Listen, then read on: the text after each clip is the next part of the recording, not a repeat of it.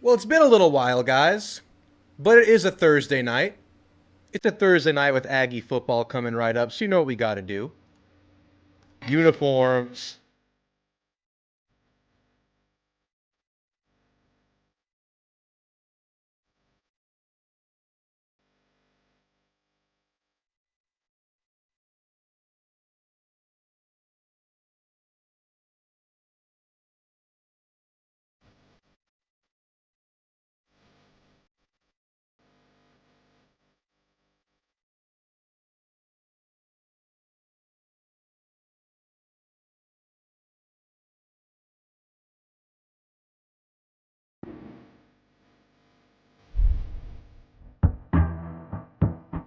Well, it is not the most exciting matchup. It's a November excursion out of the SEC against the lowly Aggies of New Mexico State. But damn, we're going to look pretty doing it in the All Maroons. And Jeb, I'm with you. I kind of thought they would save the All Maroons for the Texas game. But who's to say they can't go back to back with that, man? That's a really good look. It's a fan favorite. Everybody loves the Maroon out. And maybe we'll have a true Maroon out, crowd included, versus Texas. Who knows what they do? Here's what I know. Aggie football is back, baby. We have 3 more games, and it feels so good to be back in Kyle Field for one more game. Hopefully a pleasant night game, as we've gotten accustomed to this year, before a couple of showdowns to end the season. And I've never been a huge fan of these November games versus the non-SEC opposition, typically FCS or lower level tier G5 schools. But I think this particular game comes at a perfect and vitally important time for Texas A&M. I want to talk a lot about that tonight because I think this team really needed the bye week and really needs an opponent like this to really get a good tune-up and hopefully a great performance and hopefully a great resounding win before you enter the home stretch. And we know what it is. Night game, Jordan-Hare, Auburn. A&M's currently a 4.5-point favorite there. Very close spread considering what you would think about these two teams on a given year. It's a true home field advantage. It's a night game. I don't know if that's their last night game of the year. I don't know where the Iron Bowl is this year. But you know they're going to be showing up in droves for that game. It's a big game. And then obviously, the showdown, the epic battle, the playoff-defining game versus Texas. But first, New Mexico State. Are you guys going to the game this weekend? I've been eyeing tickets for the last couple of weeks, and I got to tell you, for a New Mexico State game, these tickets are freaking expensive. Nosebleeds, barrier to entry, $100 minimum just to get in the building to see the Aggies play the Aggies. Yes, it's a Aggie versus Aggie showdown. Who are the true Aggies? Only time will tell. But it's expensive, man. It just goes to show that when the Aggies are good, when the team gives Aggies a reason to believe in their hopes and dreams on a season like Mike Elko has done in a year one, Aggies show up with pride, loudly, and they'll be there even if they're not doing well, but particularly when they're doing well. Supply and demand, man. There's a lot of demand for this game this weekend. Are you guys going?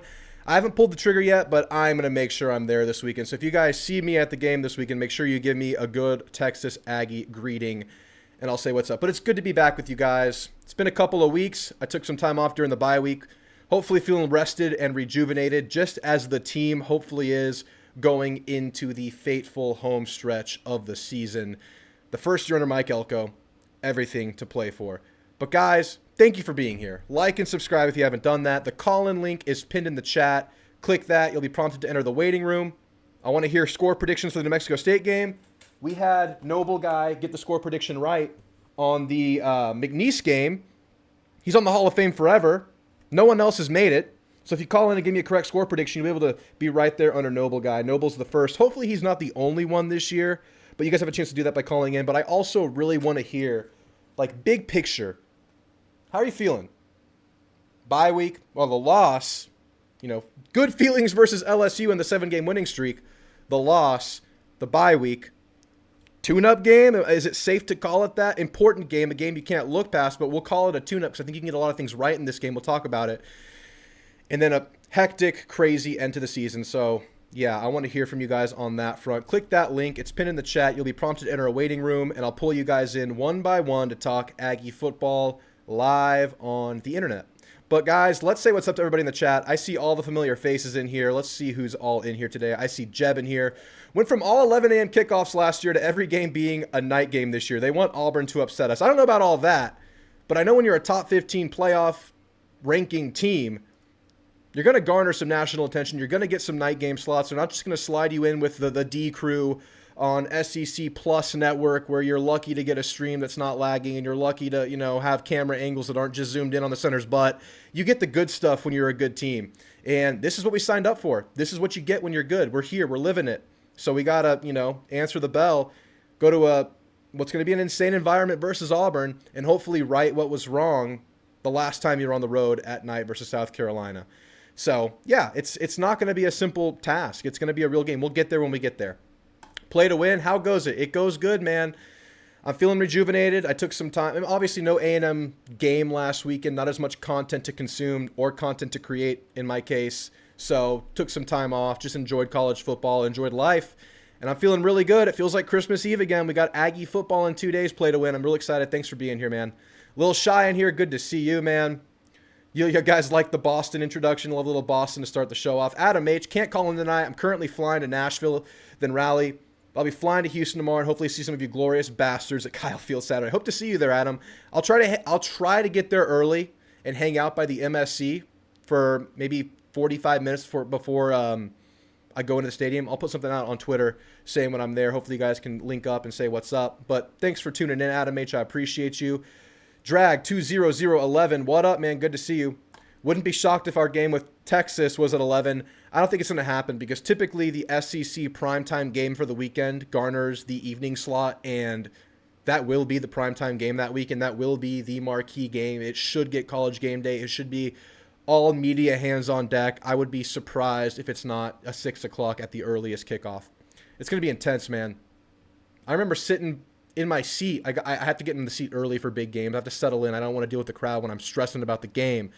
Having heart palpitations before the Notre Dame game and before the 2024 season. And if I was feeling it then, I know we're all going to be feeling it before this big game, especially if everything's still alive then, versus Texas. De facto playoff game. Make no mistake, every game you're playing from here on out is a playoff game. When was the last time A&M won a night game on the road? I don't even want to talk about it. Let's not go there, a little Shy. Noble Guy, what up, gang? Been a minute. Good to see you, Noble. Hope to hear from you tonight, man. Thanks for being here. Who else is in here? Got a lot to talk about. Of course, we got to talk about the college football playoff. I don't think I've gotten with you guys since the playoffs have started coming out. We're going to look at the standings tonight, look at A&M's place, talk about A&M's chances going forward. I want to preview a couple of the big matchups this weekend in the SEC. Just give my quick score predictions on a few big games. Obviously, Texas is going to Arkansas. Upset alert? Probably not, but who knows? You got LSU at Florida. You got Tennessee at Georgia. You got South Carolina, Missouri, a couple familiar foes, some exciting stuff in the SEC this weekend, man. A lot of stuff to go through. Someone fill his glass. Yeah, man, I got a little excited and finished the whiskey before the show even started, but we're feeling good now. And as Jay Wynn says, Buzz Drew is good Drew. Ben Capatillo, good to see you, man.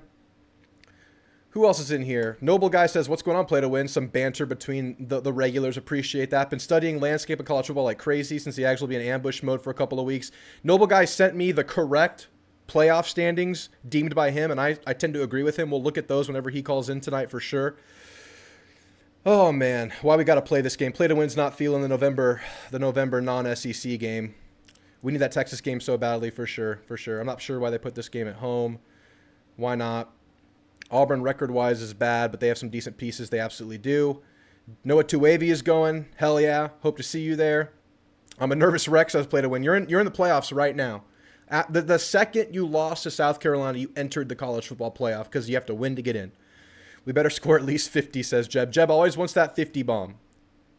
Where's game day? I don't even know where game day. Oh, game day is in Georgia. Georgia's first night game in 3 years, I think, versus Tennessee. It's going to be huge. 50 plus to 7, says Michael Barclay. I hope so, man. I really hope so. Yeah, Jay Wynn. I got to make it a little bit harder. You had to call in to get the score in, but Jay Wynn did get a score prediction right versus LSU, so we give him verbal credit for that for sure. Who are we pulling for in the Georgia-Tennessee matchup? I think we just need to get Georgia the hell out of the mix. We'll talk about it. New teams get a lot of media, including night games. Same thing happened with Jimbo year one, absolutely. 47-3, says John Peroni. 55-3, says Jeb. I hope so, man. I hope so. 48-10, New Mexico State covers by a half point. Oh, well. The 38.5 is a big spread, man. It's going to be tough to cover against any team. It'd be nice to cover it, but I don't think we have to define a good win as covering in this case. If it's like a 52-17 kind of a game, I don't think we're going to feel too bad about that. My wife just gave birth to our first baby girl today, says Casey. Hopefully she brings the Ags good luck for the next 3 games this season. Whoop. Gig 'em. Casey, congratulations on the newborn child. And I've seen enough. A&M's winning out thanks to the birth of the young Harmon. Congratulations. Arky's offense is so bad without Jaquindon. Drew Light drinking whiskey like SEC Mike. I guess I am like SEC Mike in that regard. Kelly Clark, since the South Carolina game, I see many with battered Aggie syndrome with no faith to beat Auburn or Texas. Yeah, the Aggies are on the road for Auburn, but they have beaten them before and at night. For some reason, A&M's done really well at Jordan-Hare Stadium, even when Auburn's been better. So that bodes well. I'm not a big history guy. I'm not a big, A&M's historically done bad here. But for whatever reason, and for that reason, I think A&M will win. But for whatever reason, A&M has done well there. So I guess we have that in our favor. Yeah, we'll get there when we get there. But I'm kind of with you there, Kelly. We're not showing up in playoff brackets so far. Imagine that. Yeah, we'll see. And Thomas Life, good to see you. Thank you guys for being here. If you could drop a like and sub, that'd be great. And make sure you guys click the call-in link. I see a couple of guys already waiting in there, and I appreciate you guys. I want to get through maybe 15, 20 minutes of talking points before we get into the calls, because I haven't talked to you guys in a while, and I got some stuff I want to get off my chest. As I do on these, I take the opportunity to get stuff off my chest.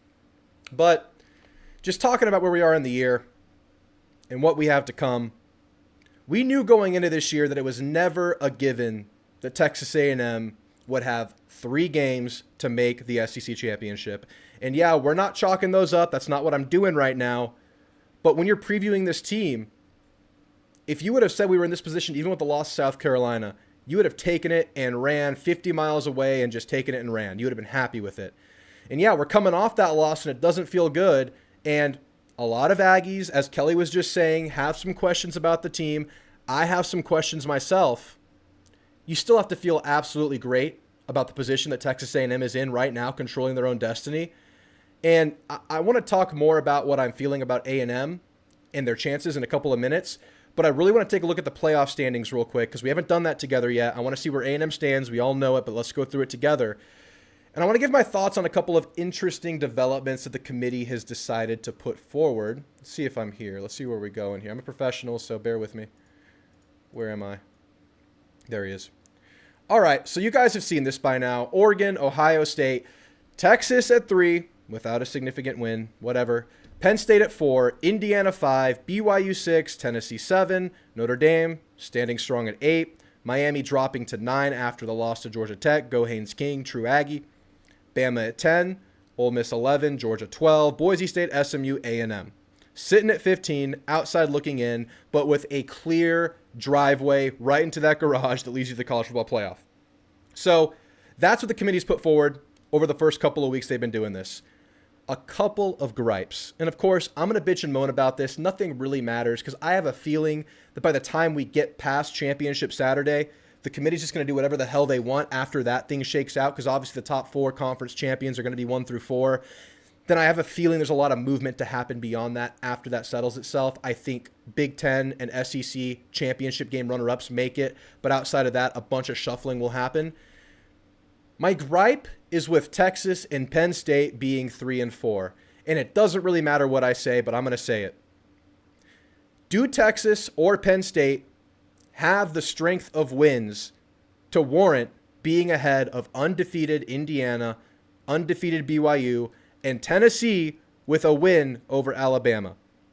By putting Texas and Penn State at 3 and 4. This is what you say. You say, with their current resumes, they haven't had a big win just yet on the year. Penn State's biggest win is USC, I think. Is that right? You guys correct me on that if I'm wrong. But you're saying that if Texas wins these next 2 weeks, and then let's just say, I mean, this is not a prediction. I'm just saying they lose to A&M. How far is the number 3 rank dropping within this college football playoff? Are you telling me that with their resume right now, they can lose their biggest game of the year that they have left, a top 15 opponent in A&M, and still be in the college football playoff with their best wins being Oklahoma, Michigan, and Vandy? That's a little suspicious to me. Now, I'll say this. Texas is certainly a top 3 power rating team in the country. You know what they have. You know what their pedigree is. They're a damn good football team. They should be the favorite in probably all of their games left on the schedule. But have they earned the right to have that mulligan? I don't know about that. Because you lose to A&M, how far is 3 dropping? That's my big issue with these standings right here. Because Indiana BYU, Tennessee, really Indiana and BYU, I know they don't have the great strength of wins. I know they don't have the great strength of schedule. But relative to what Texas and Penn State have done, I think the undefeated nature of their schedule warrants them being a couple spots higher. And I think that 3 and 4 spot should be a couple spots before in the 5-6 range. That way, if they lose one of their closing games, they're dropping out of the thing, hoping for some help to sneak back into that 11-10 seed. That's my big gripe in this situation. Now, one other team I could see being a little bit higher. Obviously, Tennessee has an argument to be up there too. If you're putting Texas and Penn State above Indiana and BYU, why the hell are you not putting Tennessee up there too? Because they have the strong win versus Bama. And Bama has 4 high-profile ranked wins, most recently versus LSU. They have the win versus Georgia. It's a 1-loss difference. Miami hasn't done much on the year. I could see Bama being higher than they are right now. But certainly Tennessee, BYU, and Indiana over Texas and Penn State. That's my big gripe. I wanted to bitch about it. I wanted to moan about it. I think A&M's in a great spot. I will maintain that. We all know that. It's a simple win and you're in. I'm not telling you anything you don't know. And that's what it is. But win and you're in. What are the chances of actually doing that?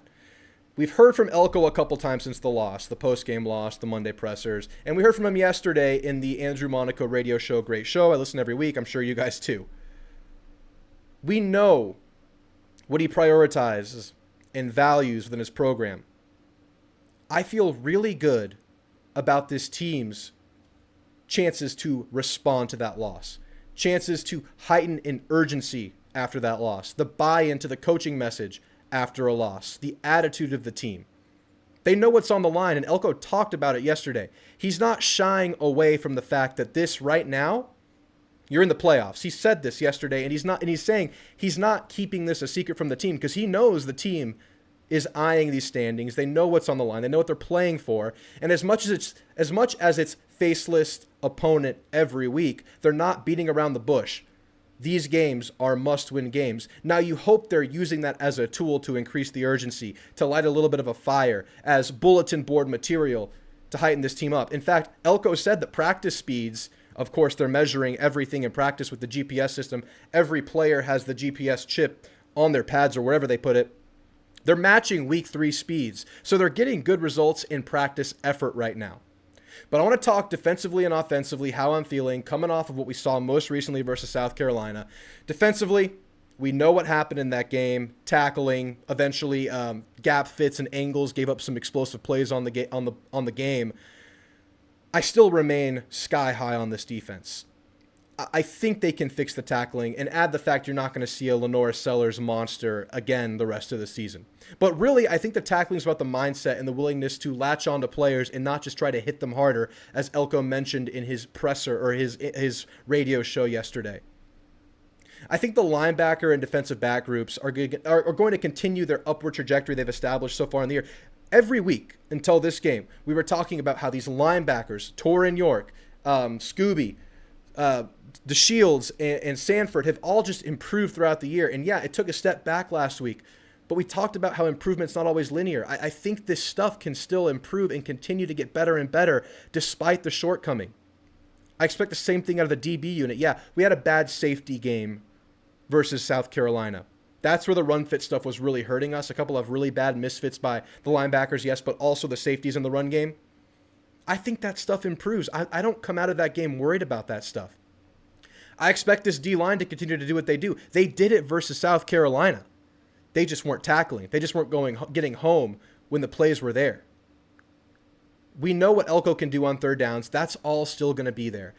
But just X's and O's or more assignment-wise, you do have to shore up that run game because in the 2 losses, the Texas A&M has sustained on the year, Notre Dame, South Carolina, you've given up some big plays due to some gap misfits, and that's the big kind of schematic kind of technique and assignment stuff we need to see get fixed, and that stuff can't come back over these next 3 weeks. But overall, I still feel great about this defense, man. I feel great about the matchups you have with the receivers up on the schedule. Auburn has a decent receiver core, not the best quarterback situation. Texas obviously does.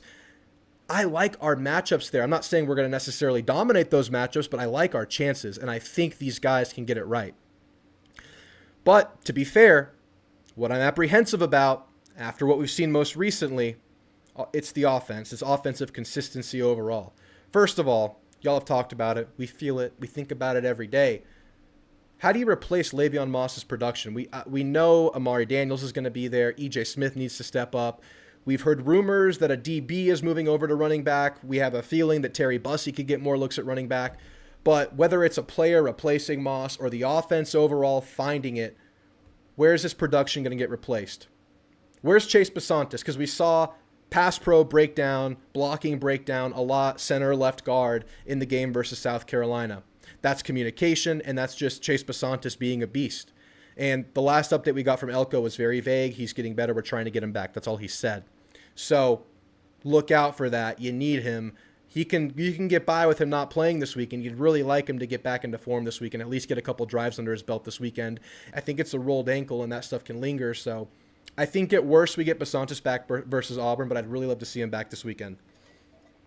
But really, where's the consistency of this offense? We've had some high highs on the year. Missouri, Florida, LSU. Those were moments, really, though. Florida, it was the first half. Missouri, it was a full game performance. We'll give them Missouri. LSU, it was a second half performance, quarterback change. You ran all over them. But where do you find a front to back, top to bottom game, offensive, showcase? I don't know if we've seen that so far in the year. And we haven't really gotten any wide receiver involved in the offense consistently. We've seen Jabri Barber be a great safety valve, be a great short route guy, but that's the only area of consistency you've really gotten in the passing game, man. So that's really where my big worry comes from. But that's also why I think this bye week really comes at the perfect time, because you're faced with sudden change with Le'Veon Moss going down. You're also faced with pretty recent change in declaring Marcel Reed your starting quarterback. What did they add over the bye week? What can they stamp in this practice week in versus New Mexico State?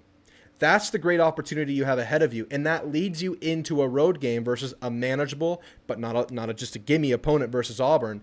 You really have an opportunity to treat these next 3 weekends, these next 4 weekends, including the week before the bye weekend, and this practice week, 4 weeks to ramp up and get better and better into the conclusion of the year. And if you're able to beat Texas, you still have more games to play.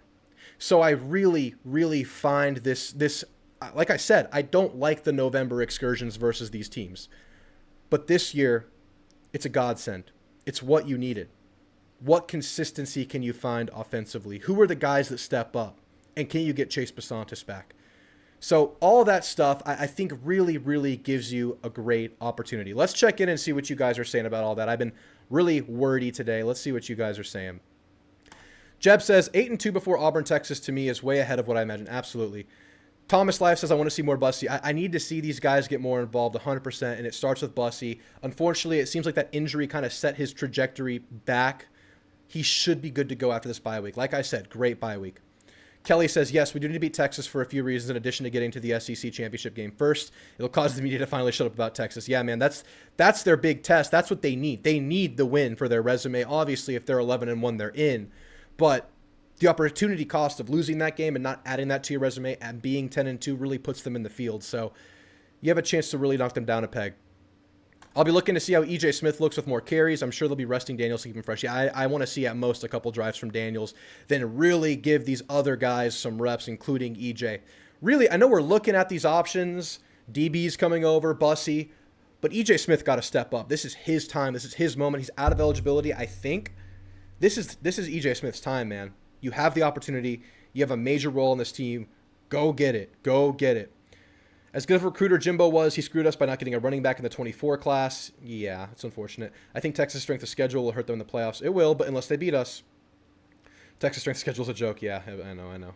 Allen had a good game for South Carolina. Yeah, he did. No need to play Besantis. I would like to see a couple drives from Besantis. I don't want him to go into the Auburn game cold unless you're really confident that he's fully healthy and you can get a good week of practice with him. I want to see him get a couple drives. That's just me, but I could see it either way. Crazy to think we're the best offense Texas will play outside of Georgia. Yeah, maybe the second best defense they'll play, right? I'm thinking. Yeah, it'll be interesting. All right, guys. Before we get into the calls, make sure you guys click that link if you want to call in. I see a couple people waiting in the waiting room. I see Play to Win in there. We had another guy in there. He dipped out. Now's a good time to get in the waiting room if you want to call in. But before we do that, I do want to get into my quick score predictions for the weekend. I'll do this really quickly so we can get right into the calls. Texas at Arkansas.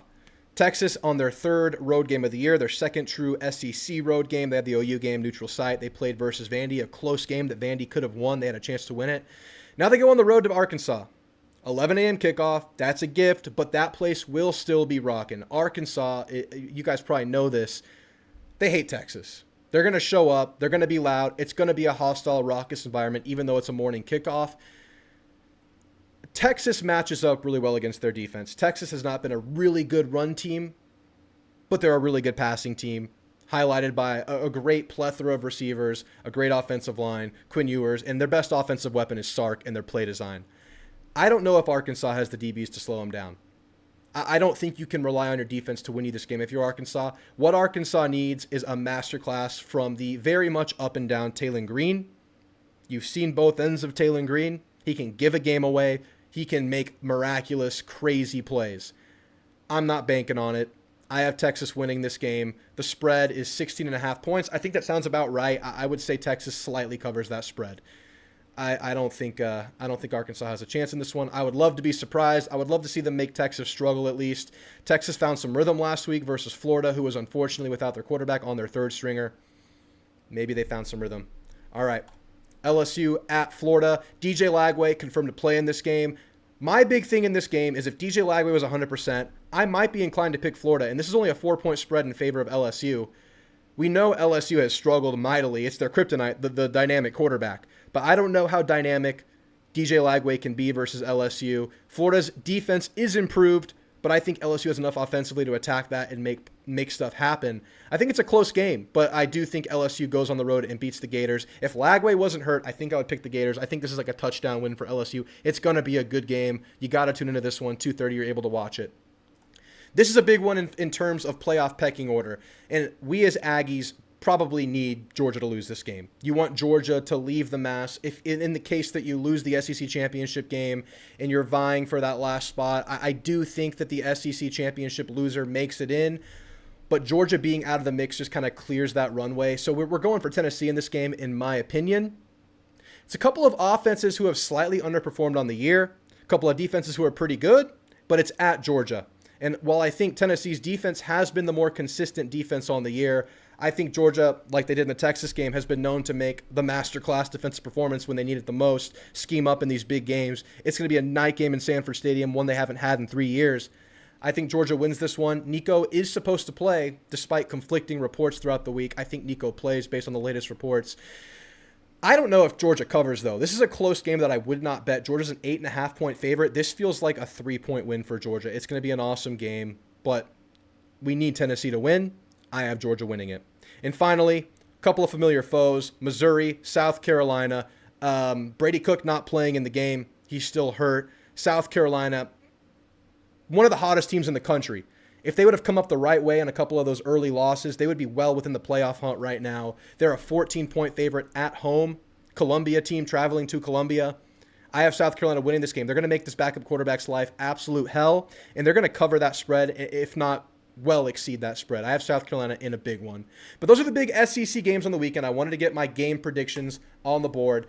Guys, it's time for the call-ins. Enter that call-in room if you haven't yet. We have 2 guys waiting. I'm going to use the restroom real quick before we get into it, and then we'll get right into the calls.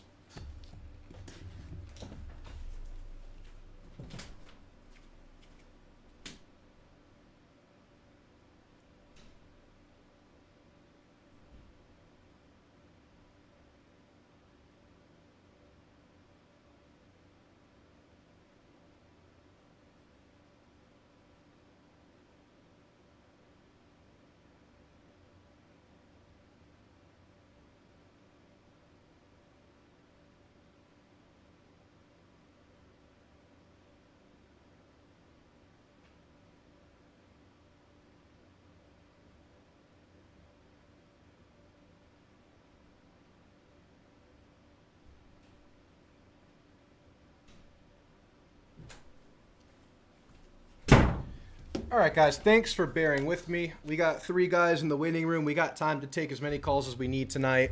Let's get started with Play to Win. You're on with Drew. How you feeling, man? It's great to hear from you. Hey, buddy. Pretty good. I want to say hi to everybody in the room.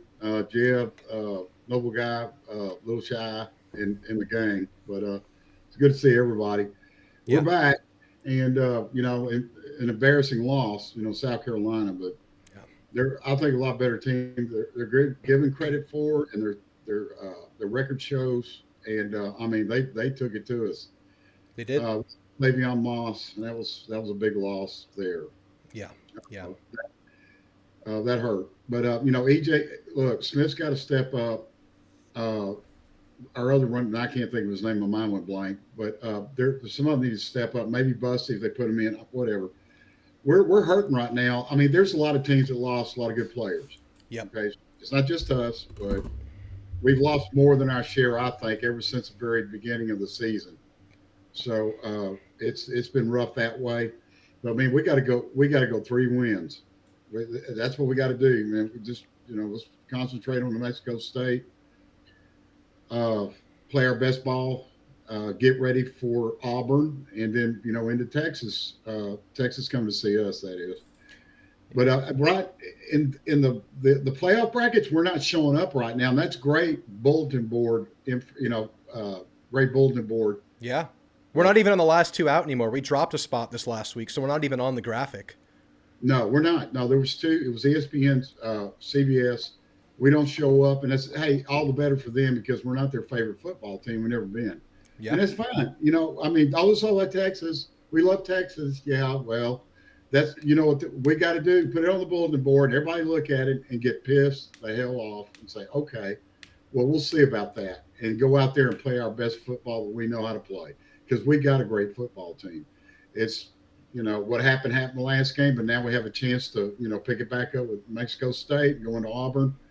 And play our best ball, and then come back to home, go to Kyle Field, and wait on Texas. The T-Sips, wait on T-Sips to get there, and welcome them to the SEC properly by a W. Yeah, this is their big game. It's their big game for them. They lost the one to Georgia. Michigan wasn't up to snuff this year, and this is their big resume booster. It's their big entry, and this is the same thing for us. It's exactly what we need too, and that's. A lot of people hope for that going into that game, but of course, A&M has 2 tests they have to pass before they get there. And yes, you probably beat New Mexico State, but you want to beat them and feel good. You want to beat them and feel like you've taken steps, particularly offensively. I'll ask you this. What do you want to see offensively? I know we want to see running back step up, but who needs to step up? What does this offense need to look like to make you feel good going forward in this New Mexico State game? Well, what we got to do is we got to play a solid football game against New Mexico State. We no these personal foul penalties. These getting 10 penalties for 100-something yards has got to go. That's got to go. Yeah. That's hurting us. I mean, nobody really mentions it, but why bother? We want to talk about accentuate the positive, but at the same time, we've got to eliminate those kind of penalties that are killing us. And there was one. I think we had, I forgot what drive, there was 2 penalties on us. It was the drive before halftime. It was a personal foul, and it was it was the late hit. I don't know. That's up for debate, but they called it. Then there was defensive holding on one of the next passing plays. On a 3rd down, we had opportunity to get them off the field. So some of the stuff was ticky-tack, but some of the stuff we did deserve. So, yeah, you got to clean up the personal stuff. You got to clean up the one that sticks with me is defensive holding. There were several blatant defensive holdings in the game. I want to see that get cleaned up. I will say I'm happy with the offensive line's progression in not getting procedural penalties. There was only 1 false start in the road game, and that bodes really well for your next road test. I like that. But overall, just clean it up. Starts with the Shamar Turner. Well, yeah, what you give, if you that means you got beat. Yeah. If a defensive holding call, you got beat. And I guess the thinking is it's better to hold and take the penalty than to let the guy go, catch the ball, and score a touchdown. It's one or the other. Sure. But also sometimes, that's a natural reaction kind of a thing, kind of like a face mask when you're not sure if you're going to get the guy down. You just grab whatever you can. It's the face mask. But here's the thing. These DBs need to understand that 9 out of 10 times on third downs, this front seven, Mike Elko, Jay Bateman, they're putting quarterbacks on the freaking clock, man. And even if you get beat on a short route, there's a chance that quarterback's going to be under pressure and either get hit or deliver a bad ball because of the pressure. So at some point, you got to play within yourself and understand the moment, understand the scenario. And if you're going to get beat on a step, trust your team, and hopefully someone else picks up where you left off right there. But yeah, just got to clean some stuff up. Yeah, definitely. What's the word on Shanahan? Is he still? Shanahan's good. Shanahan played last game. He's good. He's good. It's Chase Basantis who's still shaky. Shanahan's good. Okay, right. Yeah, Shanahan's a full go. Dewberry played. They both kind of struggled. I think there was some communication stuff. It's hard to tell without knowing the calls, where I think certain calls, there were some double teams that were expected based on the steps that were taken by the offensive line, where I think they were just on the same page at times in that game. A lot of penetration and leakage, center, left guard of that offensive line in that game, and that's where Chase Basantis plays, and you just got to either find it within who's playing, and I think those guys are capable, Dewberry and Shanahan, but really you want your all-SEC potential player in Basantis to come back. Yeah. What other injuries are? I haven't heard a word. We're not going to get it's weird because you don't get the injury chart when you're not playing in SEC games. They have mandated SEC versus SEC injury reports that coaches have to release. But since we're playing New Mexico State, they're not going to give us such a report. And of course, Elko will play it close to the vest. But it's the typical Ruben Owens, Naboo, Chappelle, Jalen Henderson, and now Basantis is questionable. And yeah, it's not a huge list, but you feel all those spots. They're compounding. And while I think we've found answers with BJ Mays and Jaden Hill in that spell role now, you're feeling on the interior of that O-line and in the running game, I think now that Moss is down specifically, and now that Basantis and Naboo are down, and that's where you want to see people come back. And just real quick, there's been rumors of Ruben Owens coming back. I wouldn't expect anything unless A&M's in the postseason with Ruben. Yeah, if we get past the season, we end up in Atlanta. And play for the SEC championship.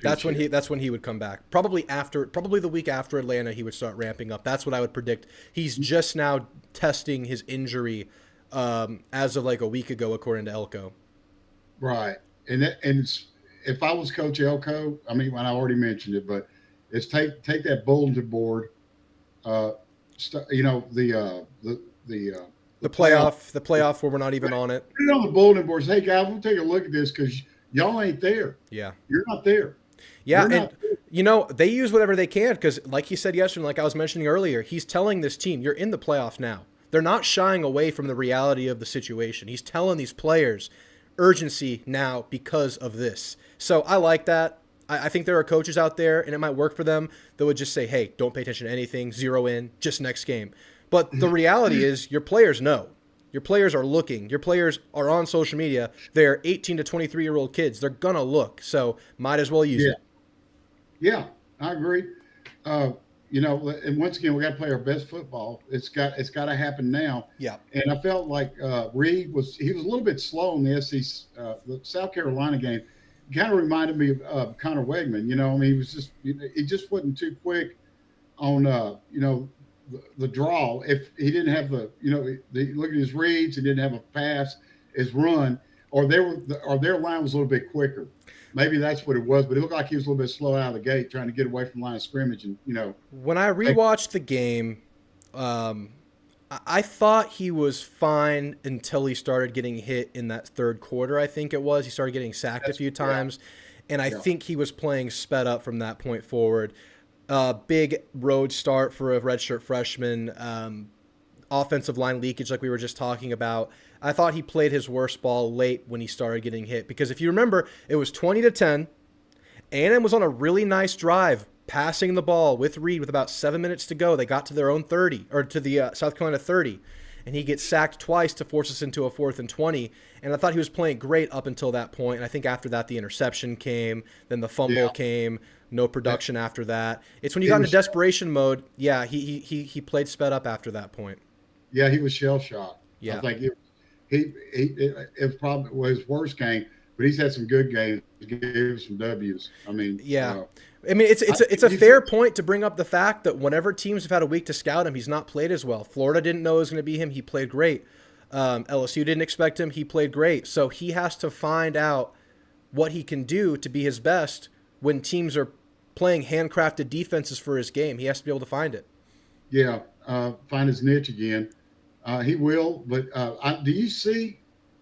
I don't know. It's kind of a kooky question. Do you see Connor starting this time, or do you see Marcel start? Well, I think we'll have to wait till the Auburn game. I mean, it's like when it comes down to we've got to win Auburn, we got to win Texas, and we should win New Mexico State. I'll tell you my opinion. I don't know this. I feel like this team told Elko during that LSU game that Marcel is our guy, and I think Marcel is the guy going forward. I don't see a switch just to do it unless Marcel is just not finding it and they would throw him in. But I think it's Marcel with a relatively long leash. I think it's a QB1, QB2 situation. That's just my opinion. But I'm good. Honestly, I've always been good either way. It's going to be about how this offense can find productivity within their system and their scheme and finding a way to make either quarterback comfortable. Because I think we are pretty confident in Marcel's raw ability. They just got to find plays that he can make and protect him. Yeah, but calling some gems, and he will. But and because of that, I saw an article that said, "Is Connor Wigman headed to the portal?" I mean, it's possible. It's possible. I mean, you want to play, right? So it's possible. We'll get there when we get there, but for now, I think it's Marcel. But play to win. I got to get a score prediction from you for the game this weekend. What you got? I'm going to call it A&M 42 and New Mexico State 17. It's 42-17. Score a late touchdown to kind of dress it up a little more, get closer, Yeah. A little more score there just because of a late touchdown. So I'm going to call it 42-17 A&M. Yeah. I would hope we get to the higher 40 ranges, but depending on how the team looks, I just want to see when the ones are out there. I mean, I hate the word. We hate it because we're scarred. I want to see the team execute and just play their plays really well, win their assignments, win their battles, and take care of the game early, get backups reps, get the running back rotation working, get your experiments going, and get all that going. But play to win. I appreciate the call, man. I'll hear from you real soon, I'm sure. You have a great night. Hey, you too. Out of the room again. Talk to you later. Thanks, man. Bye. All right. Real quick with the chat. Go Vols beat Georgia. Hell yeah, absolutely, Kelly. We need it. I'll always cheer against Ole Miss in South Carolina. I do want Ole Miss to lose. They'll be really out of the playoff race. They're one loss away, but yeah, I'm with Noble Guy. I think they're going to win out. I think we were really premature to call them eliminated early in the year because just the way the season works now.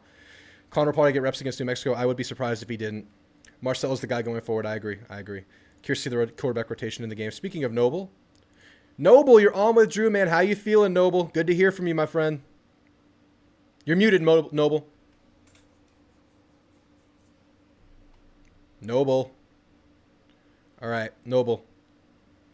I'm going to move on to Theo. Oh, can you hear me? There he is. All right, Noble. All right. Little mishap, but we're feeling good now. How you doing, man? Back. Excited. There's a lot going on in college football right now. And so A&M's had a couple of sleepy weeks, and we'll have one more, hopefully.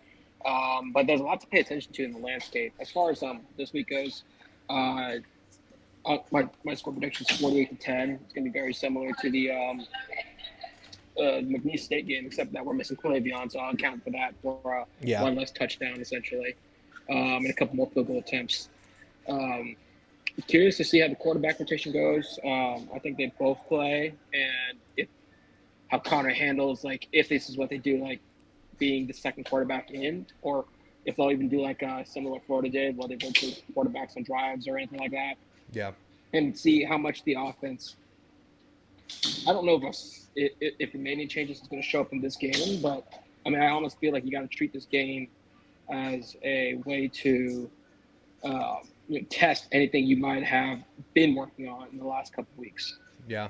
I know you were talking about how you would treat this game as kind of a dress or I don't know if a competition is the right word, but just a rehearsal for both quarterbacks. And I you still feel that way, right? Yeah, I think so. I think Marcel's the guy, but you can't just. I mean, Connor's such a weapon. If there's a chance he can get it going, then great. If not, then at least you know what you got with Marcel. Yeah.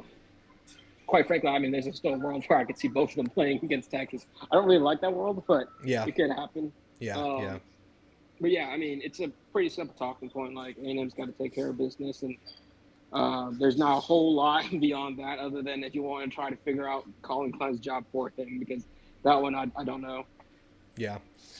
Yeah, I mean, there's a lot to learn about the team this weekend, and that's why I've been saying I think this bye came at a great time.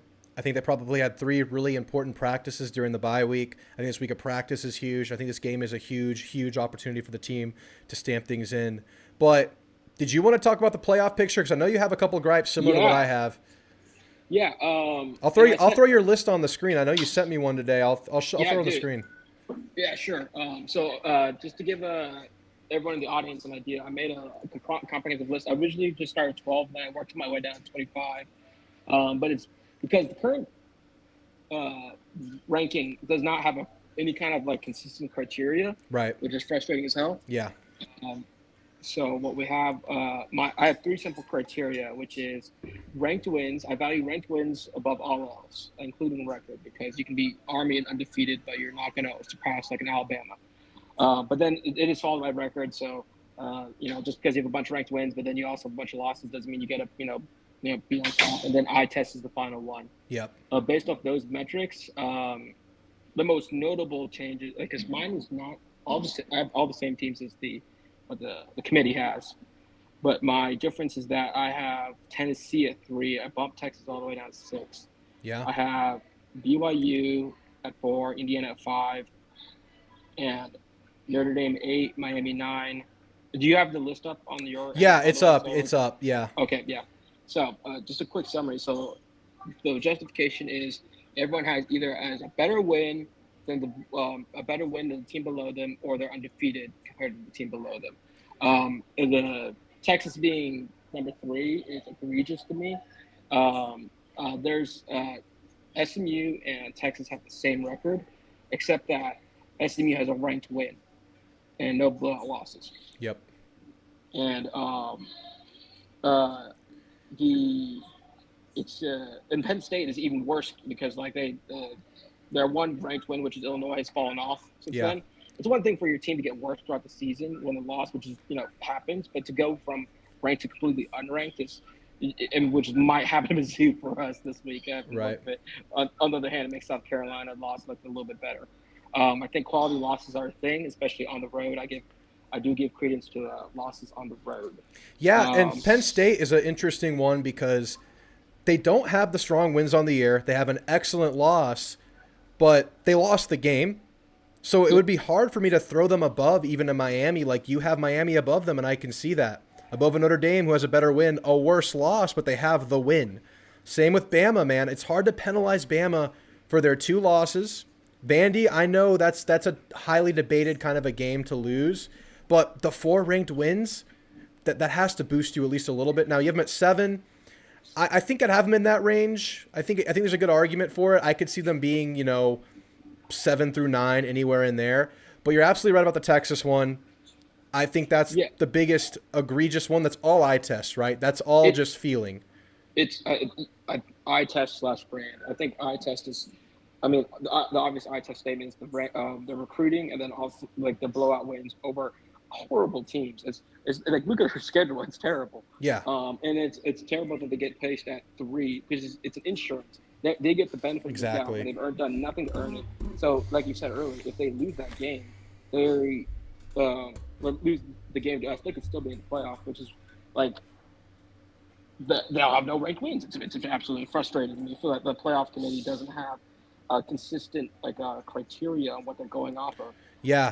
And another thing is, I feel like what could happen after conference championship and when they're actually putting pen to paper for the seeding, I feel like everything would be on the table at that point, and I don't know if they're going to absolutely adhere to what they have established here just because of how much is going to change. I hope so. So it's weird. It's really weird. This is just kind of understanding their feelings is what these rankings are, understanding their mindset. Well, here's a couple scenarios I want to present to you, and I heard them from someone who's going over disaster scenarios, and these would be disaster scenarios for Texas. There's a world where A&M beats Texas, and then Texas is 10-2. They're piled up with a bunch of 10-2 other SEC teams as well. So then, they got to figure that out. But then, imagine a world where we beat Texas and then they have to sit and either watch us, prepare for the conference championship, which would be huge, all right, what happens in that game? That'd be pretty great either way. But if we lose that game, become 10-3, and then at that point, 10-3, we're not eligible for the top 4. But right. I don't think, and I'm going to go off the assumption of that you can't punish a team, at least in the SEC, the Big Ten, for making a conference championship game. So that puts us somewhere, I'd say, in the 7 to 11 range, ranking wise. I agree. And so I think margin of loss is also a thing. That's the funny part of it. I tend to think that if it's a close game, you'll probably end up at 7, which means we can still host a game. But that means we may effectively bump Texas out of the playoff race, which they should be out no matter what. But the fact that it's a conversation is something else. Yeah, and I would say that based on them being 3 right now, they wouldn't be automatically out with that loss. That's the insurance you were just talking about. Now, I don't think they would automatically be in if they lose to A&M, but they would be, like you said, in that mass of whatever you would anticipate the 10-2 teams being, and they would need some help to make it in, I think, at that point. But I think a lot depends on the Indiana-Ohio State game next week. So does Indiana get bumped out if they lose? I think it depends on margin. If they play it close, they don't get bumped. I think they'll probably be an 11th seed or which I can give Indiana. I'll give Indiana. The only reason why they're ranked as high as they are is because they're undefeated. Yeah. If they take one loss in their schedule, they get docked for that so hard. That's the difference. If Texas was undefeated at this point, they obviously have to win over Georgia, so that puts them probably at number 2 or number 1 at that point. So, I think the thing is, as A&M fans right now, with such a clear path to get in, I mean, and what we're talking about is the SEC championship loser still probably automatically making it in because you can't penalize a team for making their conference championship, I don't think. But the chaos you're hoping for, the Tennessee's beating Georgia, the Indiana's falling out of the race, that's in the case that they are measuring a potentially 10-3 SEC championship runner-up against the field. That's in the case that's not an automatic thing. Because outside of that, it is black and white for A&M, is it not? I want to think so, but I also don't want to. Anytime things are handled in the committee, things don't go up A&M's way typically. So winning out is the most for sure thing, and I think. But then it sucks because you don't want to have you want to be guaranteed a spot if you make conference championship. Period. In a sentence. I think then after that, a lot has to go your way for things to.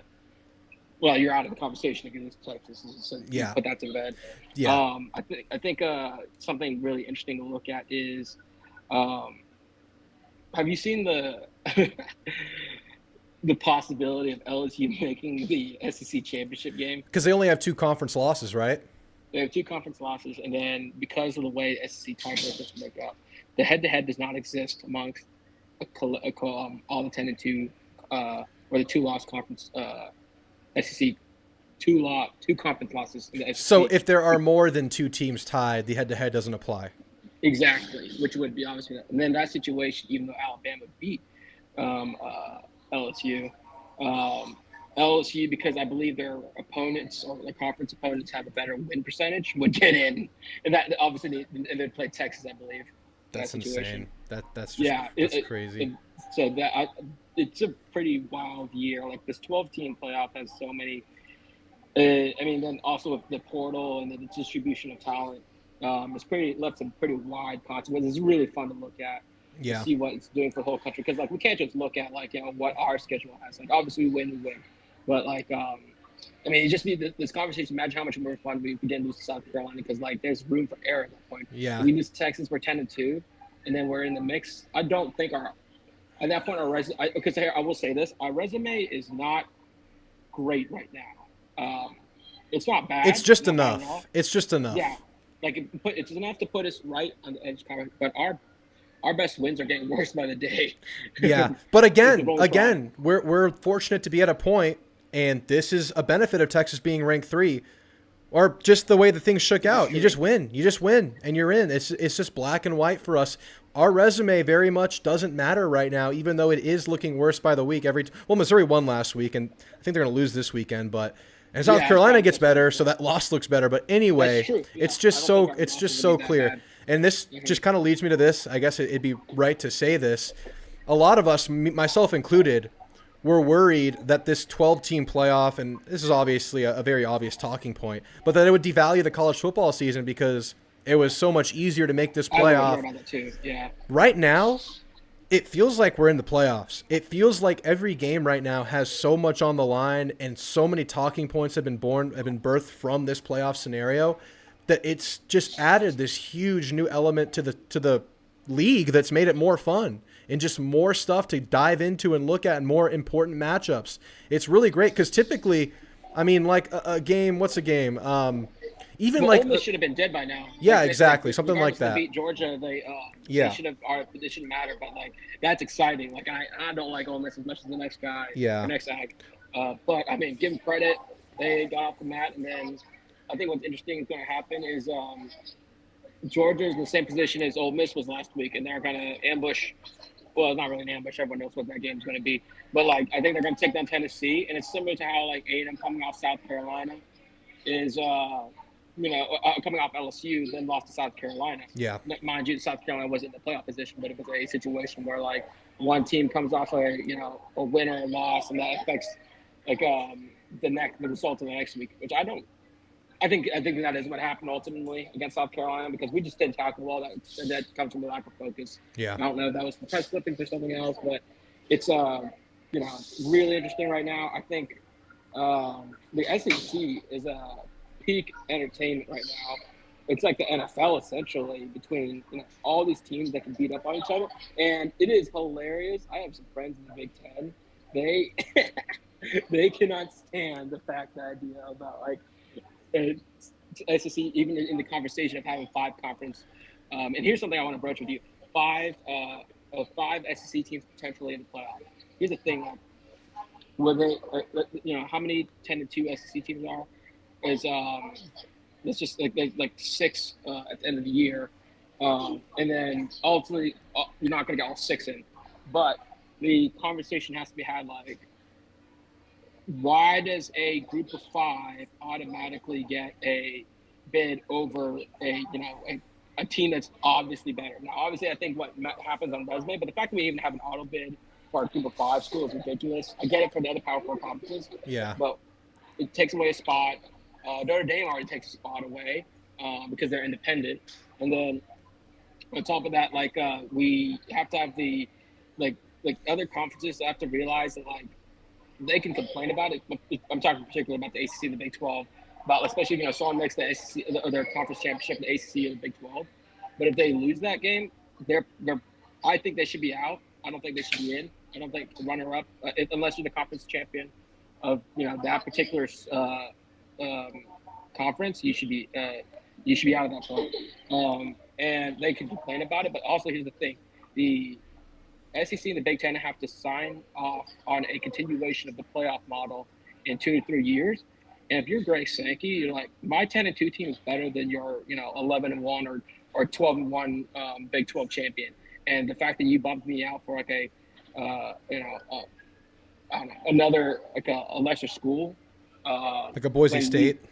Yeah, well, I mean, yeah, but Boise State's just kind of like. Or just any group of 5, it's like I get it why we do it because it's included, but then why do we do it? I don't get it. Yeah, it's tough, man. And talking about that signing off to extend the current playoff format, I have a feeling this thing expands one more time. I think 16, you think? And I think at that point, you'd be okay having those auto bids, which I'm not a huge fan of. I think it should all be at-larges, maybe 4 auto bids for the 4 Power 4 conferences. I don't think the G5 should have an auto bid. They do have an auto bid. Someone's saying they don't, but top 5 conference champions equals a G5 champion has to make it in. That's why Georgia at 12 gets left out in the situation right now. But if a Boise State, if they have a great year, they can make the playoff. I just don't know that it should be an auto bid. Merit. I just don't want to. Yeah, exactly. Yeah. Exactly. Yeah. You have to go and you have to prove to everybody else that you deserve that spot because we'll see though, because we still have 3 weeks left. There could be more shakeups. There's a lot to play for right now. It's de facto playoff season already. Teams could fall off, and it could become a lot more clear because right now we're debating it as if we're assuming there are going to be a lot of 10-2 teams. There probably will be, but what if there's not? It could work itself out, and we have a lot less hurt feelings. But there will be hurt feelings. It's coming. It's going to happen. Yeah. It was funny. Early in the season, I kept going back and forth whether I wanted Notre Dame to take another loss or not because Notre Dame is holding up that a spot as well. Because if they take one more loss, they're out. Right now, we can afford them to lose because, like we've been talking about, I don't think our resume matters anymore. Yeah, I think so, yeah. It's just winning you're in. I think at this point, we could root for that Notre Dame loss and be all right. Yeah, I think so. Just have every Aggie be aware. It's completely fine to point and laugh at the Texas schedule, strength of schedule, because I do that all the time. Just be aware that what we have, it's better, but not by much. Yeah. And so all that matters is winning. Yep, absolutely. All right, Noble. That was a good session, man. And let's beat the hell out of Mexico State. Let's get better, and I'm sure I'll talk to you real soon. Absolutely. Hey, beat the hell out of everyone on the schedule, and then let's listen to the rest of the calls tonight. Absolutely. Adios, man. All right. Let's catch up with the chat real quick, then we'll get into Theo. Nobody else in the waiting room. If anybody else wants to get in, now's a good time. If not, we'll call it a show. Yeah, David, if you're saying that there's not an auto bid for the G5, that top 5 conference champions does mean that there is an auto bid for one G5 champion. But yeah, you're right. The Boise State does deserve it if they win out. I just don't like the idea of an auto bid. But this year, if Boise State wins out, I think they will deserve to be in the running for sure. But they're going to get it automatically if they do, obviously. A&M, Bob says, A&M favored by 39. I take the under only because Elko's going to play a lot of second and third stringers to give them some reps, see who can take us in the last 2 games. Hopefully, play. Absolutely, they're going to experiment. You hope they take care of business early so they have the freedom to do so more freely. But it's a big spread for this point. I don't think it's a good bet. I agree with you, Bob. Somebody said their brother goes to A&M, and he said A&M has a uniform combo for the Texas game that haven't announced yet. And that first buy, didn't they show like some mystery box with like a secret uniform on it? That'd be crazy. It'd be crazy if we have something we haven't seen yet. Texas 10K runner says, is victory over TU a quality win? The Sips have played a weak schedule. I'm afraid the Aggies will be docked by the committee. Possibly, but that's not even on the table right now because of the SEC standings. You win it and you're in the SEC championship, and that's all she wrote. So if that were the case, possibly. But we already know how the committee values Texas. They have them at rank 3 despite those weak schedules, whatever, the weak wins and the loss. It's already been established, so it's going to be looked at as a quality win, even though what you're saying could be right. It's just not what they're saying. All right, Noble says, Jeb, get in there. Jeb, if you want to get in there, you can. I got Theo, then I got a Love Shack appearance. Love Shack, who won the Texas A&M sign competition earlier in the year. We got a goofball in the waiting room here. Can't wait to get to that. All right, but first, Theo, you're on with Drew. How you doing, my friend? Hey, buddy. How you doing this evening? Doing great, man. It's good to hear from you. How you feeling? I'm doing well. I'm hanging in there, trying not to get sick. All the families and stuff around me are sick, so we're trying to keep our kiddos from being sick at school and stuff. So kiddos aren't sick yet? Yeah. Nope. That's good. That's good. I saw you were at the Spurs games last. I went to the last 2 Spurs games, man, and I got to see a Wimby 50 bomb last night. It was glorious. It was. I usually go to the games where I'm not live if there is a weaker competition because you can get tickets in San Antonio for like $10. So I'll just go. Right. Last night I went by myself. I just went and left. It was great. Man, Wimby's going to be scary once he actually puts some weight on him and hopefully get some size to him because he's already really, really gifted. I just worry that like with him being so tall, his knees are going to go out on him early. Hopefully not. That's what's happened. It's like 10%, only 10% of 7-footers have had like a natural NBA career. Or 10% of 7'3" plus guys. 7 foot's usually okay. It's when you get over 7'3", and he's like 7'4", 7'5". So, yeah, I'm hoping so, but it's been good so far. I'm praying for y'all. I'm not too much of a Spurs hater, even though I'm a Kings fan. Yeah, that was the one I saw. I saw that. I was there on Monday. That was great. But, yeah, y'all are good too. Coming to our world, the Aggie world, I wanted to talk a little bit about the penalties in the South Carolina game because I know the sport person in us, the coach in us, the athlete in us want to say, well, if we play our game, penalties don't matter. But that's not the case because penalties can take you out of your game.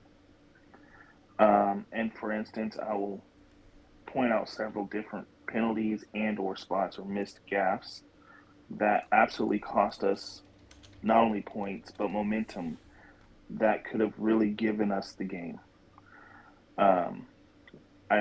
Correct me if I'm wrong, but in the first drive that we finally got going and we got into the red zone, we threw the corner route to Noah, and he got PI'd. Well, then we had to settle for a 49-yard field goal that we made, but that's 4 points right there. I want to say we ended up scoring a touchdown on that drive. I thought that was the field goal drive. You might be right.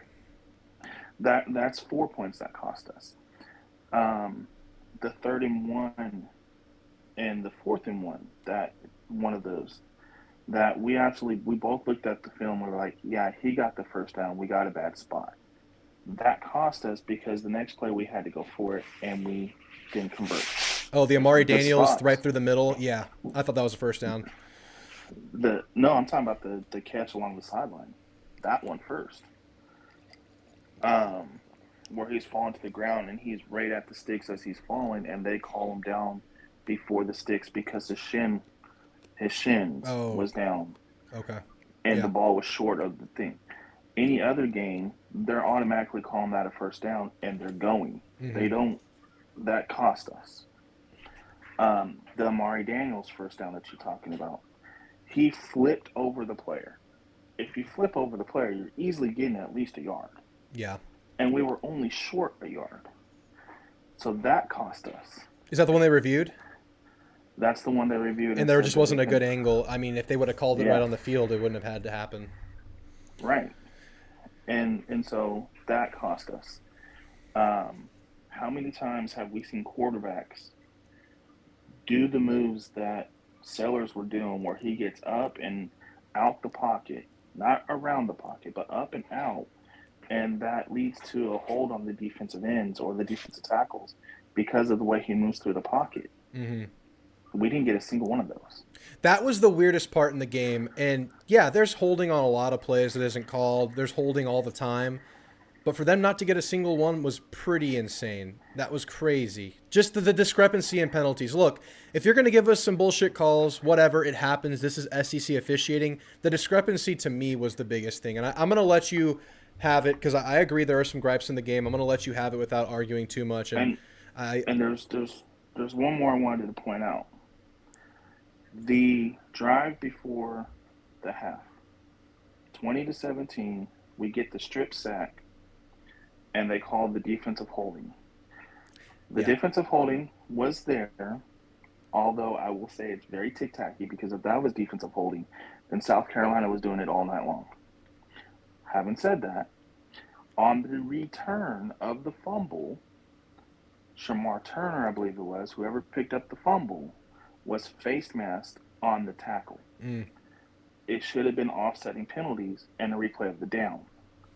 That in itself led to the penalty later in the drive that gifted them 3 points. That was the halftime thing. And that's going into half up 3 and having momentum of getting, or at least being up 3 and having the momentum of having the strip sack fumble. We now gave them the momentum back, and they never turned back. And he almost returned that to field goal range. He did. And if he would have got the face mask penalty off it and they didn't call the defensive holding, we would have been in field goal range. Yeah. So it cost us a lot. Now, having said that, we absolutely could have played better. We absolutely could have tackled better.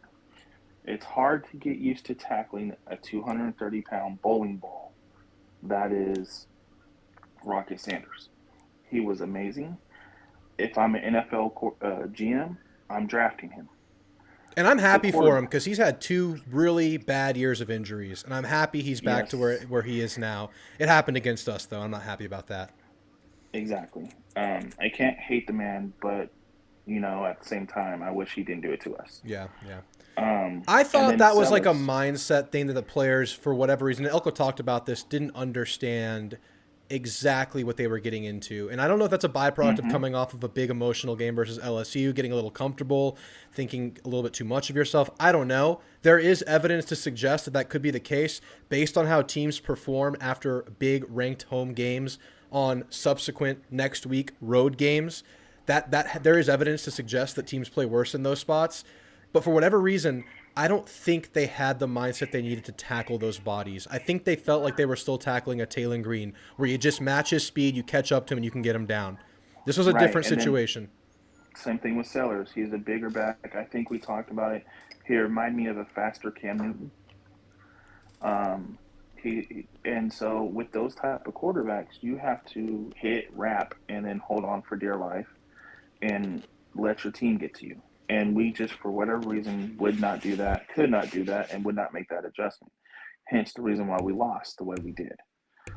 So, did you notice they were trying to tackle high the whole night and hit him hard? That's not what you do against a guy like that. Nope, you have to hit him around the way. You got to wrap. Buckle the seatbelt, man. Yep. And hold, and then hopefully you got 3 or 4 guys to come get him too. Yeah. And that was the same thing with Rocky Sanders, because he's had 4 or 5 years of SEC weight room. He's going to be a bigger, faster back than we've seen outside of maybe Notre Dame. And even in the Notre Dame game, we experienced the same issues tackling bigger backs. Mm-hmm. And it's hard to prepare for that when you yourself don't have bigger backs on your roster, or you haven't seen bigger backs throughout the year. Mm-hmm. That's why I'm not worried about Texas. Ooh. Everyone's worried about Texas. Everyone's talking about how Texas probably has, the most talent we've ever played, yada, yada, yada. In my eyes, we are even in terms of talent with Texas. We absolutely have everything that they have. The key is going to be who gets the better of the scheme. Who gets better of the defensive coordinators? Is it going to be Sark or is it going to be Colin? Because if Colin can get Texas's defensive coordinator, I like our chances to win a lot. Because Quinn Ewers and Arch Manning is not getting out of those tackles like Sellers did. 100%. I think like you're saying, I think our defense, we're ahead of things, but we're at a pause in the year, and we have New Mexico State coming up, so we can talk about what we have to come. But just looking at that matchup, I do think our defense matches up fine with them. They don't have a great running game. Of course, you can't get gashed by it and let them be off like their kind of season script in that game and find a running game. But like you said, they can tackle a guy like Quinn. That's a good offensive line, but so is LSU's, and you got a pass rush there. And it's about the scheme. It's about Elko scheming up pressure, disguising pressure, simulating pressure, throwing unusual things at Quinn Ewers. And it's about Sark's ability to make creative plays like we see him do all the time. And it's really a scheme battle on that side of the ball. On the other side of the ball, I need to see us find some offense, man. Where are you at with our offense? I honestly think that there's still more to it that we haven't opened up for. I haven't seen enough of the RPO game. I haven't seen enough of the play action game. Yep. And I don't know what we're holding on for. I don't know why we're not calling it as much. But it's in there, and it hasn't been brought out yet. And is there something, like, you've been a coach, is there something to trusting your quarterback turning their back to the play action? Is there something like a trust level there they haven't found with Reed? Or is that part of it? Is it installation? Is it just holding it? They're not holding it close to the vest this late in the year. I'm not on board with that line of thinking. What is it? It's everything. It's are the wide receivers trusted to be in the right timing and spot? Are the quarterbacks' eyes and feet and hips in the right spots off of those play actions? Are they able to flip their head around and still see the defense quick enough? Are they able to handle the ball? Like, ironically, Reed had some mishaps in handling the ball. That killed some drives, man. Those were huge. In some of those handoffs and some of those snaps. Yeah. Play action is better done from under center. How often is Reed under center and used to doing that? Well, we do it out of pistol. You can do it out of pistol, yeah. But, I mean, it's better out of center if you're going to turn your back. You're going to run that boot and stuff. It's better to show that ball out there for a long time to get the linebackers and the safeties come down like it's run and then boot out of it. I'm sure we say some of the goal line stuff there. I don't think we're going to be under Right. center much, though. I really want to see more 13 personnel. I really want to see more 12 personnel. And not just 12 personnel, but I really want us to use the tight ends to attack the middle of the field. Yeah. For some reason, we haven't found a way to attack the middle of the field with Reed or Connor. It's true. And even the RPOs are very, very simple to run. In terms of the pass reads, it's can the wide receivers be in the proper spot? Because it's such a quick play, it's such a bang bang play that he has to literally pull it and throw. Yeah. He can't pull it and hold it. He has to pull it and throw. So the wide receiver has to be in the spot that he's going to throw to. And there was at least one play where he pulled and held versus South Carolina that I can think of. Mm-hmm. And if they're not there in the spot when he goes to throw it, it could be a pick six. It could be a nothing burger. Yeah. In this case, I'm remembering the receiver wasn't giving him the look he liked. He probably should have handed it off, and he had to scramble, but I think he got back to the line of scrimmage. Right. So, I mean, I feel it's there. I just don't know if Colin doesn't trust it. I don't know if Reed isn't trusting it yet. But from what I heard, Reed ran the same type of offense in Tennessee. So, under his dad. So, I don't know exactly if it's our wide receivers aren't doing what they're supposed to. I don't know exactly what it is. But you also think about the way last game went down. Marcel's first game as the starter with both quarterbacks healthy. I mean, you were not in a very advantageous offensive position in most of that game. You went down early. You got stuffed on some short conversions, and you found yourself behind in the game really quickly. You started the second half bad, you were down again in the game, and you were playing catch-up in the game, so you weren't in your true base offense after that. So it's hard to get a gauge based on just that game, and that's why I say this bye week and this New Mexico State game come at a very opportune time to get reps exactly what you're talking about. Mm-hmm. It is, and I'm really looking forward to seeing what exactly we're focused on in particular of this game. Are we gonna just continue to do our normal run game stuff and focus on the run game and just do what we normally do?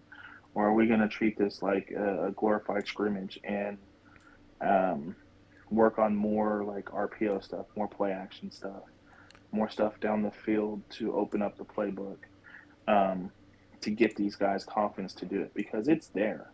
Yeah. No, a big miss. And it's one of those where I think that South Carolina got away with, at a minimum, illegal contact downfield. But that Noah crosser route / corner route that he ran in like the first quarter that Marcel just missed him by like 2 yards. Yeah. That play right there, if that just connects, it changes the whole different dynamic of the offense. And that play brings up protection because Marcel had to throw that on the clock with a guy in his face, and his technique was off, and he overthrew it. There was a guy right in his face on that pass.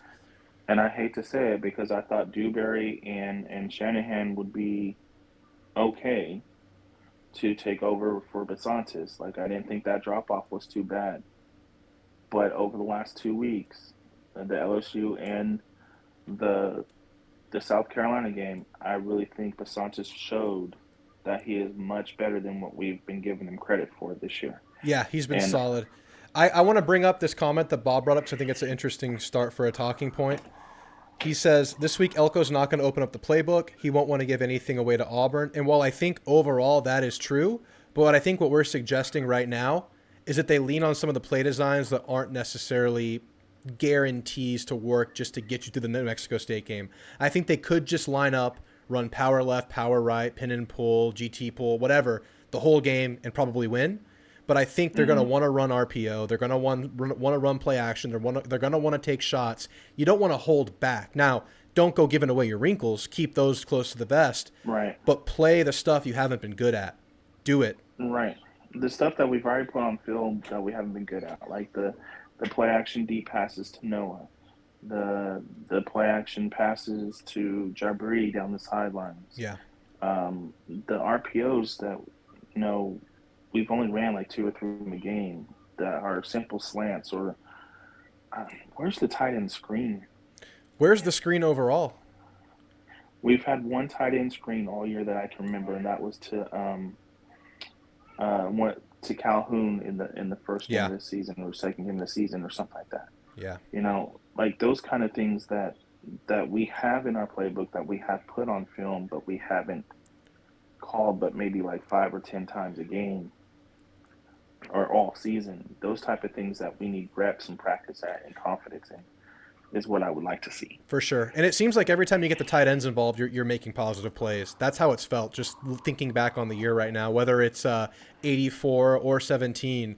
I think every time they're involved, you're doing something good. That's how it's felt so far on the year. And we haven't seen that very much lately. We've seen a lot of one, but outside of one, there has not been consistency in the passing game. Great chance to find that this week. I got to get a score prediction from you real quick. And I'll let you give some closing thoughts too. So I was really debating on this. I was really thinking of something like 49-7. Because we all didn't think that we'd put up 56 against ACU or whoever that was the second week of the season, third week of the season. McNeese, yeah. McNeese. So I'm gonna go with, let's do 45-3. 45-3. Damn, we hold them to 3. I can see us stonewalling them quite a bit defensively. I don't know about 3, but there's a chance. Right. I think we'll give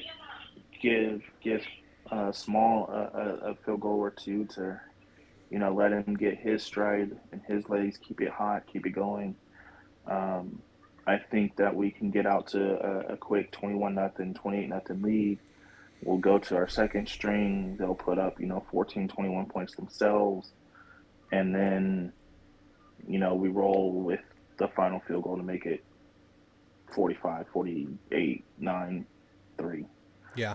Something like that. Yeah, I am apprehensive about this offense, but I like our staff. I like Elko and his dynamic with Klein. They're going to find something that works for this offense. You know they are. They're going to find something that Reed is comfortable running. They're going to find ways to get it to happen. I think A&M wins this game 49-13. That's going to be my score prediction for this game. I'm going to go ahead and put myself up there, even though I can't win the Hall of Fame on my own thing. But I'm going to go 49-13 A&M. I think they can find some touchdowns. I think they can make it happen. I don't know if that translates necessarily, but I think it would be really good to get into the mid to high 40s this game, just to get some really good quality, feel-good reps in this game and just kind of stamp in whatever they've tried to add over this bye week. Because they had to, in some regard, they're always self-reflecting. But even to a higher degree this week with Moss going down, knowing how they looked in their last game, knowing that they have this new quarterback that I think they're sticking with Marcel, I think we're going to see some different looks this week. And like I said, was just telling Bob, I don't think you're going to see the major wrinkles or the gadgets or whatever you're going to do. I could just see them kind of relying on different aspects of the offense more so than just like we're talking about power left, power right, or zone left, zone right, whatever it might be. So I think we get it going. But what are your closing thoughts, Theo? So I have 2 or 3 of them, actually. Go for it. One of them actually might start a whole other segment of conversation. So That's fine. We got time. That's fine. Who do you think is the one switching? Is it Dalton Brooks or is it Bussey to running back? So this is my prediction. I don't have inside info. We did hear from Pete Thamel or some insider say that there was a rumble that a DB moved over. I personally don't think it'll be Dalton Brooks just because of how fundamental and instrumental he is to the defense. I don't think they're going to want to risk moving him over to running back, getting hurt, getting slowed down by doing that. I would think Javen Thomas, Bravion Rogers are the 2 ones you're going to look at. I forgot Rogers. I was going to ask, what about Bravion or Javian? But yeah. I honestly, if I'm betting, I think you see both of them on offense this weekend, get reps and see what happens. That's what I would guess. I think they're going to try things. I think Bussey will get looks. I think Bussey will still be a receiver, but I think they'll motion him into the backfield more often. I think they'll give him handoffs in more creative ways. I think you see it all. I think this is the game where you see it all. But not Dalton Brooks. Okay. That's just my take. I don't know. Okay. And then my other take is we got to keep supporting Buzz Williams and this basketball team. Yeah. We got to put pressure on this administration to get them the proper facilities that they need to get the proper recruits they need. Buzz has done a really, really good job last couple of years bringing in really good 4-star recruits. and he's been in on some of these 5-star recruits, but for whatever reason, they won't bite, they won't come. So we need to keep putting pressure on this administration to try to help Buzz Williams and this basketball program out. And the only way we can do that is by showing up and supporting. Yes, it's going to be rough. Yes, we're going to lose games in the most maddening fashion, like we did UCF.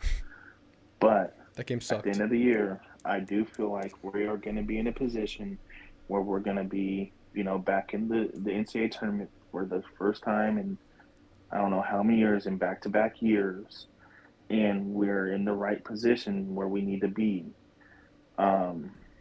We're just going to have to, go with the flow and hang in there and try to put more people in the stands on a regular basis and show this administration that we will be there so that way we can get the proper facilities that both the men's, women's, and volleyball teams deserve there at Reed Arena. Yeah, they're behind for sure. I like Trev Alberts. I'm going to give him some time and see what he can put together. I think he knows the importance of all of that. I have some level of faith that can happen. I love Buzz. Let's see how this year goes. I think he has a chance to be really, really good this year. And I didn't like what I saw from the UCF game. That was pretty discouraging how the team handled crunch time. But let's see how much they can learn from that and get better. They got a game versus Ohio State coming right up. So we'll see what happens, man. But I'm with you. We need to support that program. How about that freshman coming in the other night and dropping, 24 points on like 5 of 8 from 3? What's his name? Or was it the kid that we got from the transfer? I thought it was the freshman guard. I can't think of his name. Oh, it's escaping me. But anyways, and then the big guy transfer has played pretty well. I think he went like 16-8 last game. So Payne from Minnesota. Mm-hmm. I think it's just a matter of gelling and finding our spots and getting it together. Yep.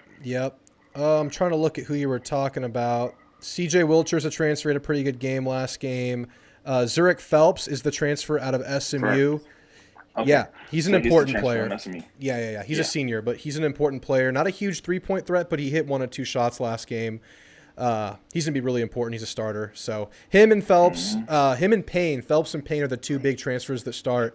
And then CJ Wilcher off the bench. I think he's a transfer out of Nebraska.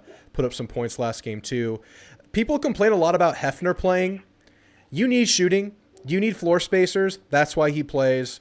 You need to play all the shooters you can and give them roles on the team. So that's why a guy like him plays. Because what I saw, I didn't watch the last 2 games. I watched the UCF game. But late in games, it's clear they're just going to keep the ball in Wade Taylor's hands. You need floor spacers if you're going to do that. You need floor spacers and a big. And I think guys like Hefner, guys like the Wilcher, this new guy, maybe Zurich Phelps, if he can develop a 3-point shot, those are great players to put around him. But they clearly want to have the ball in Taylor's hands late, and you need shooters around him. Hefner has to hit his shots. I don't know what happened last year where they didn't fall at the rate that they did the year before. Hopefully this year he gets back to form. It's starting to fall. In case this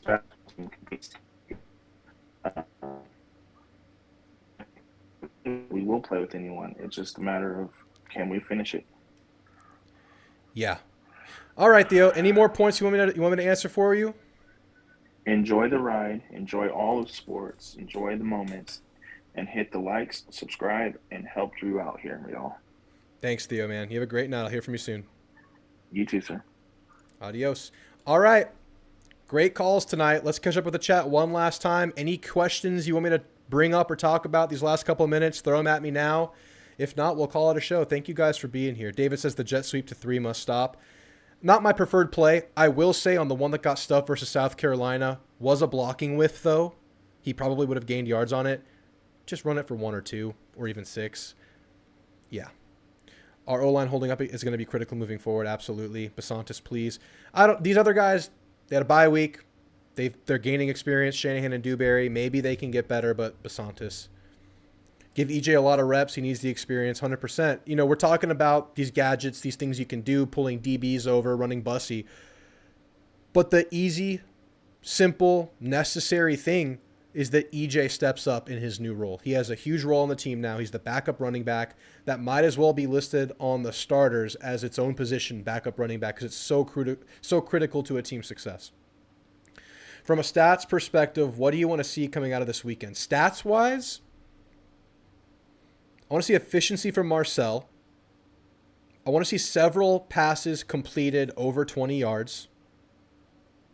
I want to see a bunch of receivers get reps. I want to see a bunch of receivers get receptions. I want to see multiple receivers get 3+ reps. That's what I want to see. I want to see this passing game expand, and I want a running back to have some production. I want a running back with over 5 yards per carry that's not Amari Daniels. Those are some things I want to see. Wish the tight ends were more involved in the passing game. Thor was making great catches and Watson. We were just talking about how whenever the tight ends are involved, it feels like this offense is at their best. I don't know if that's a byproduct or just a coincidence, but that's how it's felt.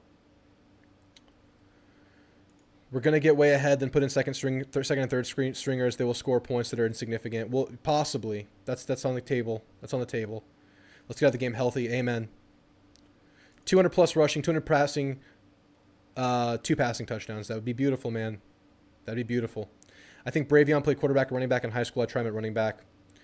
Yeah, I want to see Bravion and Thomas both get reps, one or the other, but I think both. You try them. By the way, I want to give you serious kudos. You can carry on an intelligent conversation and follow the chat, multitasker. I try, man. It can be hard. Sometimes I get tunnel vision, but I appreciate that. I saw your comment. That was a good one to spark discussion. Thanks, Bob. Still got to build our baseball facilities. Yeah.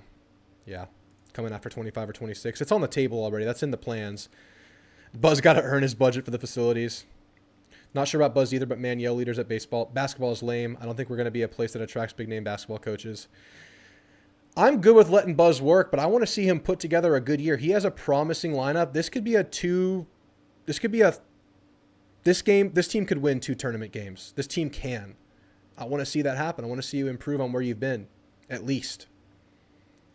Football is king, for sure. Football will get the first treatment. Football's the priority, 100%. But, like SB says, having a great athletic department is what all great universities strive for. Who else? Feels like kickoff to a whole new mini season. Exactly how I feel, Noble. Exactly. Does Connor play? Connor will play this game, but I think Marcel gets the reps with the ones early. I think Connor will probably get reps with the ones early third quarter. That's my guess. I think they'll put Connor in pretty early, but I don't think it'll be a back and forth thing. I could be wrong, but I really think Marcel's the guy. But Connor will get significant reps in the game. Buzz got to get us to Sweet 16. That's what I'm feeling, man. That's what I'm feeling. All right, guys. Thanks for being here. Great show. Like and sub. I'll see you guys soon. I'll probably see you after the game. I'll drop a post-game video. We'll go live on Monday. I'll drop a video Monday. We'll go back to normal schedule next week. I wanted to take just a little break because obviously I'm not doing this full time, so I just wanted to take a little minute to breathe. But I couldn't be more happy to be back with you guys. Thank you so much for being here. Y'all have a great night. Gig 'em. Beat the hell out of the Aggies. How often do you get to say that? Beat the hell out of the Aggies. Later.